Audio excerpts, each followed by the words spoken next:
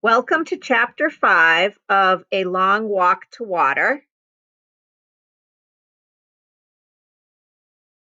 If you've forgotten some of the background, feel free to click here before we read the rest of the chapter for an intro to the slideshow. Here's some vocabulary from the chapter. The first word is fetch, which is a verb and it means to get. The second vocabulary word is seep, and it's a verb and it means to leak slowly through small holes. The third word is gingerly. It's an adverb and it means to do something in a careful or cautious way. The fourth word is luscious, which is an adjective and it means having a pleasing, rich, sweet taste. The next word is survey, which is a verb and it means to look carefully and thoroughly at. The next vocabulary word is stride, and it's a noun, and it means a long, decisive step. The fourth word is inhabited. It's a verb, and it means to live in an environment. And the last word is bleary. It's an adjective, and it means unfocused or filmy from sleep or tiredness. Our story begins today in southern Sudan in 2008, and the story begins with Naya's story. There was a big lake 3 days' walk from Naya's village. Every year, when the rain stopped and the pond near the village dried up, Naya's family moved from their home to a camp near the big lake. And you can see the difference here on the slide between the wet season and the dry season. The dry season, the earth is all cracked with barely any water. And in the wet season, it's lusciously green and there's water everywhere. Naya's family did not live by the lake all year round because of the fighting. Her tribe, the Nuer, often fought with the rival Dinka tribe over the land surrounding the lake. Men and boys were hurt and even killed when the two groups clashed. So Naya and the rest of her village lived at the lake only during the 5 months of the dry season, when both tribes were so busy struggling for survival that the fighting occurred far less often.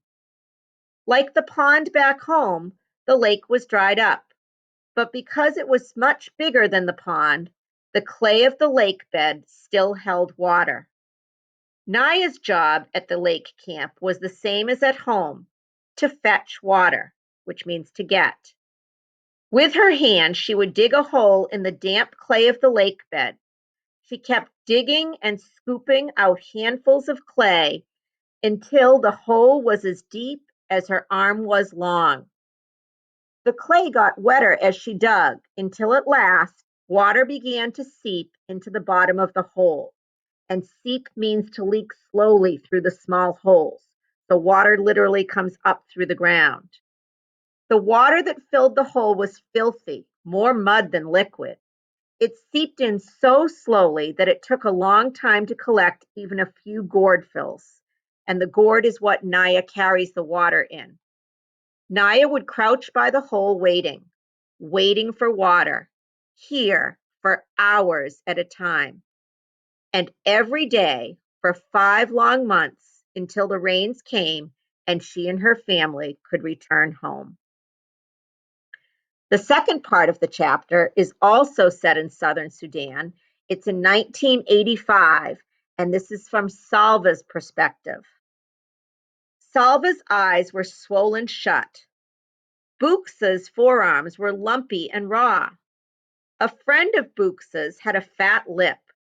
They all looked as though they had been in a terrible fist fight.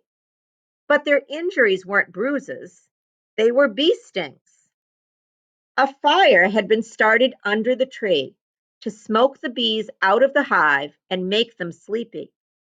But as Buska and the other Jorkol men were removing the hive from the tree, the bees woke up and were not at all happy to discover that their home was being taken away.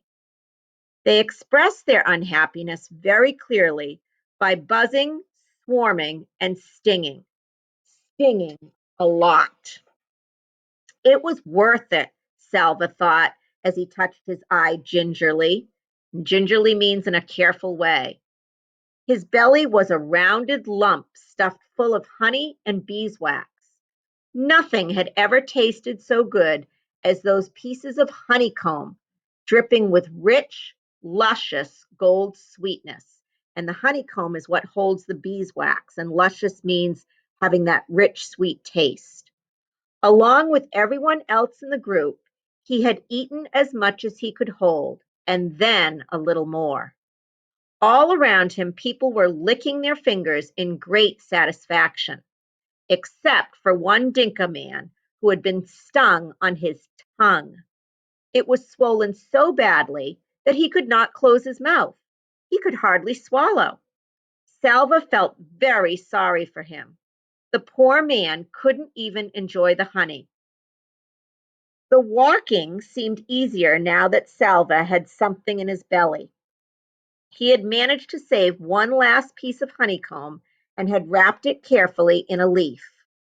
By the end of the next day, all the honey was gone, but Salva kept the beeswax in his mouth and chewed it for the memory of sweetness. The group got a little bigger with each passing day. More people joined them, people who had been walking alone or in little clusters of 2 or 3. Salva made it a habit to survey the whole group every morning and evening, searching for his family. And survey means to look carefully and thoroughly at something or someone.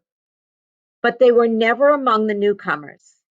One evening, a few weeks after Salva had joined the group, he made his usual walk around the fireside, scanning every face in the hope of seeing a familiar one. Then, ouch! Salva almost lost his footing as the ground underneath him seemed to move. A boy jumped to his feet and stood in front of him. Hey, that was my hand you stepped on. The boy spoke Dinka, but with a different accent, which meant that he was not from the area around Salva's village. Salva took a step back. Sorry, are you hurt? The boy opened and closed his hand a few times, then shrugged. It's all right, but you really should watch where you're going. Sorry, Salva repeated. After a moment's silence, he turned away and began searching the crowd again. The boy was still looking at him. Your family? He asked. Salva shook his head. Me too, the boy said. He sighed, and Salva heard that sigh all the way to his heart. Their eyes met. I'm Salva. I'm Mario. It was good to make a friend. Mario was the same age as Salva. They were almost the same height. When they walked side by side, their strides were exactly the same length. And stride is a long, decisive step. And the next morning, they began walking together. Do you know where we're going? Salva asked. Mario tilted his head up and put his hand on his brow to shade his eyes from the rising sun. East, he said wisely. We are walking into the morning sun. Salva rolled his eyes. I know we're going east, he said. Anyone could tell that. But where in the east? Mario thought for a moment. Ethiopia, he said. East of Sudan is Ethiopia. Salva stopped walking. Ethiopia? That is another country. We can't walk all the way there. We are walking east, Mariel said firmly. Ethiopia is east.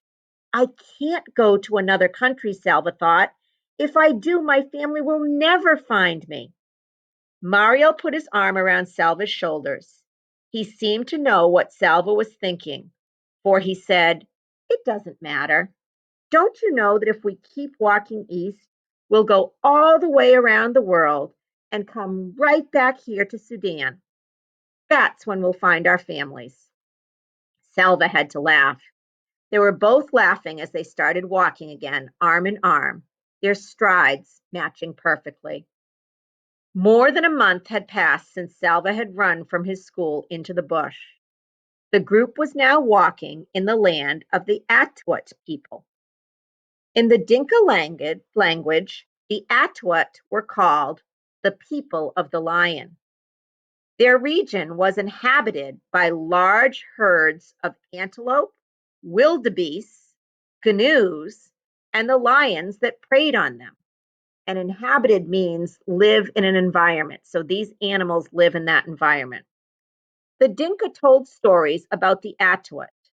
When an Atuat person died, he came back to earth as a lion with a great hunger for the human flesh he once had. The lions in the Atuat region were said to be the fiercest in the world. Nights became uneasy. Salva woke often to the sound of roars in the distance, and sometimes to the death squeal of an animal under a lion's claw. One morning he woke bleary-eyed after a poor sleep, and bleary means when your eyes are unfocused or filmy, either from sleep or being tired. He rubbed his eyes, rose, and stumbled after Mario as they began walking yet again. Salva?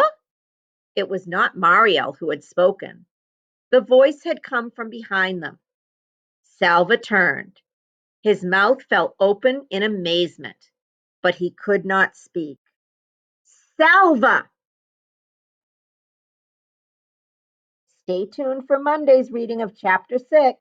Hope you're liking it.